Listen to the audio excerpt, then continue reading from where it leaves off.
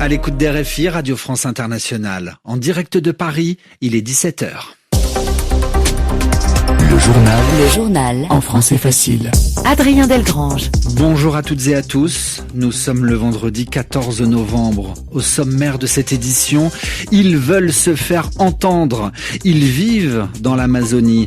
Des manifestants ont perturbé aujourd'hui le déroulement de la COP30, cette conférence internationale sur le climat qui se déroule en ce moment au Brésil.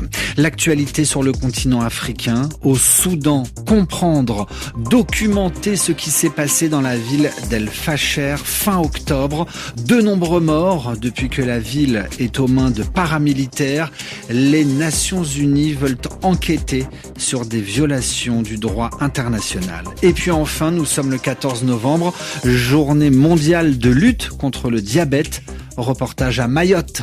Voilà pour les titres, soyez les bienvenus. La COP30 perturbée pendant 2 heures. Une soixantaine de manifestants ont décidé de bloquer l'entrée de la conférence internationale sur le climat.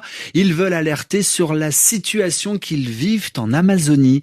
Écoutez le témoignage de Joao Cassimoro. Les populations autochtones, nous avons un grand défi à relever. Les populations autochtones représentent 5% de la population mondiale et nous avons le devoir de protéger 80% de la biodiversité mondiale de la planète, ce qui n'est pas une mince affaire. La solution à tout cela consiste à préserver la vie et à garantir la sécurité de ceux qui vivent dans la forêt. Les populations autochtones, comprendre les populations qui ne sont pas issues de l'immigration. Blocage de la conférence internationale sur le climat. Nous en reparlerons avec notre envoyé spécial dans le grand journal du soir à 19h, heure de Paris. Il y a 10 ans, l'effondrement d'un barrage au Brésil, le 5 novembre 2015, le barrage de Mariana s'est écroulé. La catastrophe a tué 19 êtres humains, privé plus de 600 personnes de leur maison. Leur habitation a été détruite. Cette catastrophe a aussi tué des milliers d'animaux et dévasté des zones de forêt tropicales. 10 ans plus tard, la justice britannique vient de juger l'affaire. Emeline Vin est notre correspondante d'RFI à Londres. Le propriétaire australien du barrage, Emeline, vient d'être jugé responsable. Le géant minier australien BHP est responsable de l'effondrement du barrage de Mariana au sud-est du Brésil en novembre 2015. La juge Finola O'Farrell estime que BHP a continué d'ériger son barrage malgré les avertissements de sécurité et que c'est la cause directe et immédiate de l'effondrement de l'édifice. Principale conséquence du jugement, BHP pourra être contraint de verser des dommages et intérêts aux plaignants. Ils sont plus de 600 000, c'est l'action collective la plus importante de l'histoire judiciaire anglaise. Parmi eux, des groupes indigènes, des entreprises, des autorités locales qui dénoncent l'impact de l'accident sur leur environnement. Pollution des cours d'eau, destruction de la biodiversité, beaucoup ont perdu leur maison, leur voiture, voire leur travail et n'ont pas été indemnisés. Leurs avocats réclament plus de 40 milliards d'euros de compensation. Ce procès se tenait à Londres car BHP y est listé en bourse. L'entreprise australienne estime qu'il fait doublon avec les poursuites au Brésil et a fait appel. Emeline Vin, Londres, RFI. Le risque d'un génocide grandit un peu plus chaque jour au Soudan. L'avertissement ce matin d'un expert de l'ONU au moment où le Conseil des droits de l'homme se réunit en urgence au sujet des atrocités commises dans la ville d'El Fasher fin octobre. Cette grande ville du Darfour est tombée le mois dernier aux mains des paramilitaires des FSR, des hommes opposés à l'armée régulière du général Al-Bourhan. Ils auraient commis des exactions contre des civils. Une tuerie de masse, surtout contre celles et ceux qui ne sont pas arabes. Ceci est présenté comme un carnage qui était prévisible, dénonce le haut commissaire aux droits de l'homme. À Genève pour RFI, Jérémy Lanche. Dès le début du conflit, au printemps 2023, le Bureau des droits de l'homme adoptait une résolution pour documenter les exactions commises au Soudan. Rien que cette année, le haut-commissaire Volker Turk a fait une vingtaine de déclarations pour alerter sur le risque d'un carnage à El Fasher, en vain. Cela ne devrait surprendre personne que depuis que les forces de soutien rapide ont pris le contrôle d'El Fasher, on assiste à des meurtres de masse, des exécutions de civils sur des bases ethniques, des viols, des enlèvements et d'autres atrocités. Tout aussi concerné, l'experte de la mission d'enquête sur le Soudan, Mona Rishmawi. Les forces de soutien rapide ont transformé l'université en scène de tuerie, alors que des milliers de civils épuisés et affamés s'y étaient réfugiés. Des survivants ont décrit les corps qui s'entassent dans les rues et les tranchées autour de la ville. Les communautés Four, Zagawa et Massalites sont particulièrement ciblées par les FSR. Si ce n'est pas un génocide, alors qu'est-ce que c'est ? S'est indigné le représentant du Soudan.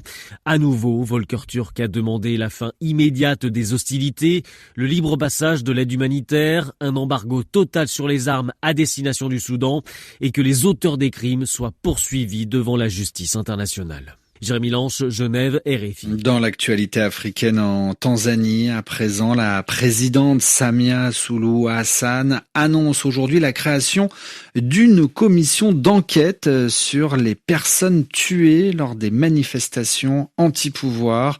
La Tanzanie a sombré dans le chaos le 29 octobre dernier. C'était un jour d'élections législatives et présidentielles. Élections frauduleuses selon l'opposition et des observateurs étrangers. Selon l'opposition, toujours plus de 1000 personnes ont été tuées lors de ces manifestations.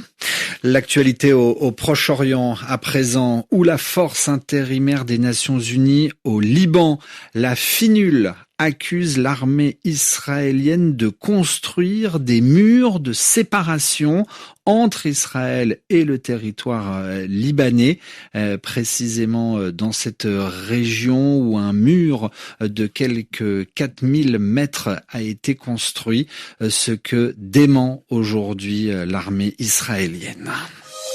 Le journal en français facile. Évoquons à présent cette maladie, le diabète caractérisé par la présence trop importante de sucre dans le sang.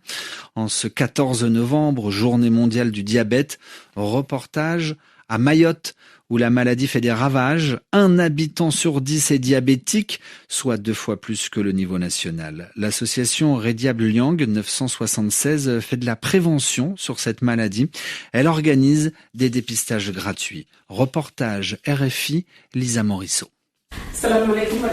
Chaque semaine, les patients se succèdent au siège de l'association Rediable Liang.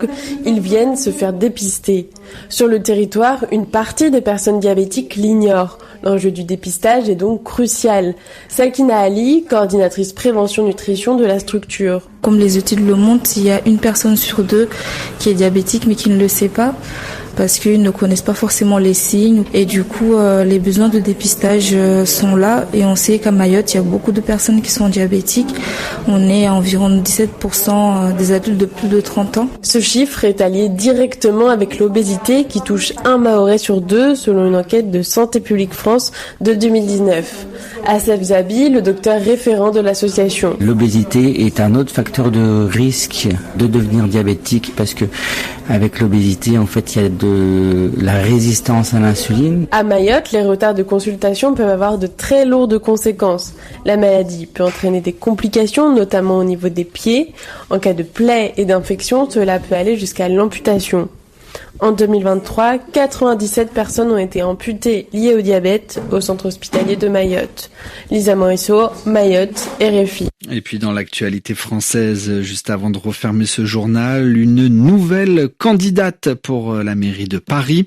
La députée insoumise, Sophia Chikirou, s'est officiellement lancée aujourd'hui dans la course à la mairie de Paris avec l'ambition d'incarner, dit-elle, un nouveau Paris populaire en rupture avec une majorité sortante épuisée avec laquelle elle ne s'alliera pas pour battre la droite de Rachida Dati, indique Sophia Chikirou. Ainsi se referme ce journal en français facile. Où que vous soyez sur la planète, merci à tous de l'avoir écouté. Et comme tous les vendredis, le Café des Sports sur la Radio Mondiale est à suivre.